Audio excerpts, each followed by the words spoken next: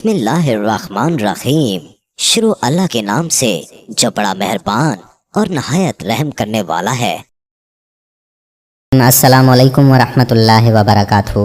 جب حضرت آدم علیہ السلام حابیل کی مصیبت میں بے قرار رہتے تھے، تب اللہ پاک نے حضرت جبرائیل علیہ السلام کو ان کی تسلی کے واسطے بھیجا۔ انہوں نے حضرت آدم علیہ السلام کو بحکم خداوندی بتایا کہ اللہ پاک انہیں ایک فرزند رشید عنایت کرے گا جس کی نسل سے پیغمبر پیدا ہوں گے۔ چنانچہ حابیل کے مرنے کے 5 سال کے بعد حضرت آدم علیہ السلام کے ہاں فرزند پیدا ہوا جس کا نام شیس رکھا۔ اس کا مطلب ہے اللہ کا دیا ہوا تحفہ۔ یہ نام رکھنے کی وجہ یہ ہے کہ حابیل کے قتل ہونے کے بعد اللہ پاک نے ان کو شیس عطا فرمایا۔ جب حضرت آدم علیہ السلام کی وفات کا وقت قریب آیا تو انہوں نے اپنے بیٹوں سے فرمایا، بیٹو میرا جنت کے پھل کھانے کو جی چاہ رہا ہے۔ وہ تلاش کے لیے نکل کھڑے ہوئے۔ انہیں سامنے سے فرشتے آتے ملے جن کے پاس حضرت آدم علیہ السلام کا کفن اور خوشبو تھی، اور ان کے پاس کلہاڑے اور ٹوکریاں بھی تھیں۔ انہوں نے کہا کہ آدم کے بیٹو تمہیں کس چیز کی تلاش ہے؟ انہوں نے کہا کہ ہمارے والد بیمار ہیں اور جنت کے میوے کھانے کی خواہش رکھتے ہیں۔ فرشتوں نے کہا کہ واپس چلے جاؤ، تمہارے والد فوت ہونے والے ہیں۔ اور جب فرشتے حضرت آدم علیہ السلام کی روح قبض کرنے کے لیے آئے تو حوا علیہ السلام نے انہیں دیکھ کر پہچان لیا۔ وہ حضرت آدم علیہ السلام سے چمٹ گئیں۔ حضرت آدم علیہ السلام نے فرمایا کہ مجھ سے الگ ہو جاؤ، پہلے بھی مجھے تمہارے ذریعے سے ہی مصیبت پہنچی تھی، مجھے میرے رب کے فرشتوں کے ساتھ دینے دو۔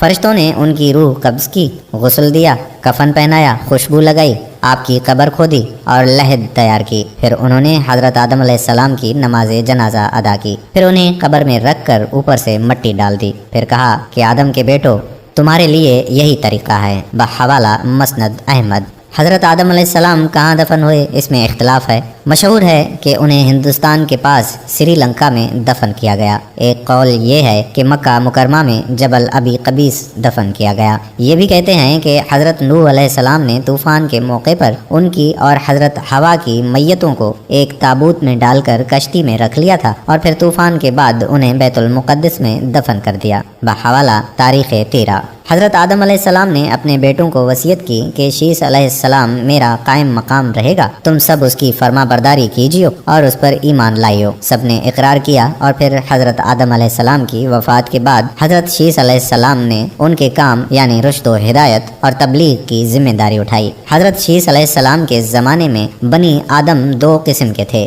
بعض وہ جو نیکی طاعت کرتے تھے اور بعض قابیل کی اولاد کی تابعداری میں مشغول تھے۔ پھر حضرت شیس علیہ السلام کی نصیحت سے کچھ تو راہ راست پر آئے اور بعض بدستور نافرمانی میں قائم رہے۔ حضرت شیس علیہ السلام کی نصیحتوں میں سے کچھ یہ ہیں کہ مومن حقیقی وہ ہے جس میں یہ خصلتیں ہوں: خدا کو پہچاننا، نیک بد کو جاننا، بادشاہ وقت کا حکم بجا لانا، ماں باپ کا حق پہچاننا اور ان کی خدمت کرنا، صلہ رحمی یعنی لوگوں سے نیکی اور محبت کرنا، غصے کو حد سے نہ بڑھانا، محتاجوں اور مسکینوں کو صدقہ دینا اور رحم کرنا، گناہوں سے پرہیز، مصیبتوں میں صبر، شکر الہی۔ حضرت شیس علیہ السلام کی وفات کا وقت آیا تو انہوں نے اپنے بیٹے انوش کے حق میں وصیت کی، چنانچہ انہوں نے منصب سنبھالا۔ ان کے بیٹے قینن پھر ان کے بیٹے مہلائل نے یہ منصب سنبھالا۔ ان کے بارے میں اہل فارس کا کہنا ہے وہ 7 اقلیت کے بادشاہ تھے۔ سب سے پہلے انہوں نے درخت کاٹے، شہر بسائے اور بڑے بڑے قلعے تعمیر کیے۔ وہ کہتے ہیں کہ بابل اور سوس ایران کے شہر انہوں نے تیار کیے۔ ان کی وفات پر ان کے بیٹے یرد نے ان کا منصب سنبھالا۔ انہوں نے اپنی وفات کے وقت اپنے بیٹے خنوخ کے حق میں وصیت کی۔ مشہور قول کے مطابق انہی کو ادریس علیہ السلام کہا جاتا ہے۔ حضرت شیس علیہ السلام حضرت آدم علیہ السلام کے فرزند ہیں۔ حضرت آدم علیہ السلام کی عمر 130 برس تھی جب یہ پیدا ہوئے۔ قتل حابیل کے 5 برس بعد ان کی پیدائش ہوئی۔ شیس سریانی زبان کا لفظ ہے اور عربی میں اس کے معنی عطیہ خداوندی ہے۔ چونکہ ان کی پیدائش حابیل کے قتل کے بعد ہوئی، اس لیے حضرت آدم علیہ السلام نے ان کو عطیہ خداوندی سمجھا اور ان کی صفات حسنہ کی وجہ سے ان سے بہت خوش رہے۔ کہا جاتا ہے کہ تمام بنی آدم ان کی ہی اولاد ہیں، کیونکہ حضرت آدم علیہ السلام کے دوسرے بیٹوں کی اولاد کا سلسلہ آگے نہ چل سکا۔ قرآن کریم میں ان کا ذکر نہیں ہے۔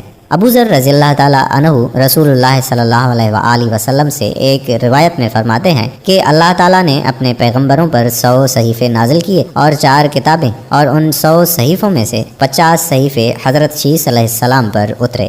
اس سے ان کی نبوت ثابت ہوتی ہے۔ حضرت آدم علیہ السلام کے بعد یہ دوسرے نبی تھے۔ جب آدم علیہ السلام کی وفات کا وقت قریب آیا تو انہوں نے ان کو اپنا وسیع خلیفہ اور جانشین بنایا، دن اور رات کو مختلف ساعتوں میں تقسیم کیا اور ہر ساعت کی عبادت کی، ان کو تعلیم دی۔ انہوں نے ان کو طوفان نوح سے بھی آگاہ کیا۔ آدم علیہ السلام نے ان کی نسل میں خیر و برکت ہونے کی دعائیں مانگی۔ ہمارے حضور خاتم النبیین صلی اللہ علیہ وآلہ وسلم انہی یعنی حضرت شیس علیہ السلام کی اولاد میں سے ہیں۔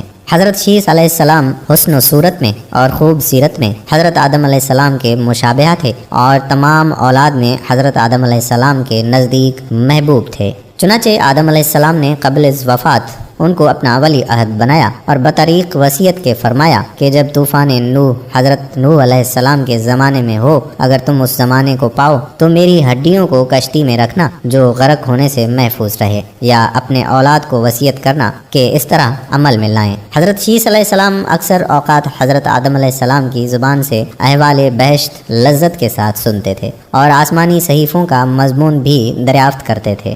اس لیے حضرت آدم علیہ السلام نے تجرد اور خلق سے ان سے حق سے خلیفہ کیا تھا اور لوگوں سے تنہا ہو کر دنیا کی لذتیں چھوڑ کر اکثر اوقات وظائف اور طاعات میں مشغول رہتے تھے اور نفس کی ریاضت اور تہذیب و اخلاق ہمیشہ ان کے مد نظر رہتا تھا۔ حضرت آدم علیہ السلام نے وفات سے قبل شیس علیہ السلام سے فرمایا کہ اے میرے بیٹے، تم میرے بعد میرے جانشین ہو، تم تقوی اختیار کرو اور جب بھی اللہ تعالیٰ کا ذکر کرو تو اس کے ساتھ حضرت محمد صلی اللہ علیہ وآلہ وسلم کا نام ضرور لو، کیونکہ میں نے ان کا نام ساق عرش پر اس وقت لکھا ہوا دیکھا جبکہ میں روح اور مٹی کی درمیانی حالت میں تھا۔ پھر میں نے تمام آسمانوں کا چکر لگایا تو میں نے اس ہستی کی شان محبوبیت کا بارگاہ رب العزت میں یہ عالم دیکھا کہ آپ کا نام پاک محمد آدم علیہ السلام بھی اللہ کو اتنا پیارا ہے کہ میں نے آسمانوں میں کوئی ایسی جگہ نہیں دیکھی جہاں حضرت محمد صلی اللہ علیہ وآلہ وسلم کا نام نہ لکھا ہو۔ میرے رب نے مجھے جنت میں رکھا تو میں نے جنت میں کوئی محل، کوئی بالا خانہ، کوئی دریچہ ایسا نہ دیکھا کہ جس پر اسم محمد صلی اللہ علیہ وآلہ وسلم تحریر نہ ہو۔ اے میرے بیٹے، میں نے نام محمد صلی اللہ علیہ وآلہ وسلم حوروں کے سینوں پر، فرشتوں کی آنکھوں کی پتلیوں میں، شجر توبہ کے پتوں اور سدرۃ المنتہا پر لکھا دیکھا ہے۔ تم بھی کثرت کے ساتھ ان کا ذکر کیا کرو کیونکہ فرشتے بھی ہر وقت ان کا ذکر کرتے رہتے ہیں۔ جب حضرت شیس علیہ السلام کی موت کا وقت قریب آیا تو انہوں نے اپنے بیٹے انوش کو اپنا جانشین بنایا۔ انوش کے بعد قینان اس کے جانشین ہوئے، قینان کے بعد مہلائل ان کے جانشین ہوئے۔ اہل فارس کا خیال ہے کہ مہلائل تمام اولاد آدم کا بادشاہ تھا۔ اس نے مختلف شہروں سے دور جا کر کئی قلعے تعمیر کیے، بابل اور سوس اقصی کو بھی اس نے بسایا۔ اس نے اپنے لیے ایک شاندار تاج بھی بنوایا، اسے پہن کر وہ تخت حکومت پر بیٹھتا اور رایا کو بھی احکام دیتا۔ اس نے 40 سال حکومت کی۔ اس کے مرنے کے بعد اس کا فرزند یارد اس کا جانشین ہوا اور اس کے بعد اخنوخ اس کا فرزند اس کی حکومت کا وارث ہوا۔ اخنوخ ہی ادریس علیہ السلام کے لقب سے مشہور ہوئے اور حضرت شیس علیہ السلام کے بعد نبوت سے سرفراز ہوئے۔ حضرت شیس علیہ السلام کا مزار 3 جگہ موجود ہے۔ ان تینوں میں سے حضرت شیس علیہ السلام کس میں مدفون ہیں یہ اللہ تعالیٰ ہی بہتر جانتا ہے۔ نمبر 1، آپ کا مزار شام کے علاقہ غزہ میں ہے۔ نمبر 2، آپ کا مزار عراق کے شہر موصل میں۔ نمبر 3، آپ کا مزار ایودھیا میں بھی واقع ہے۔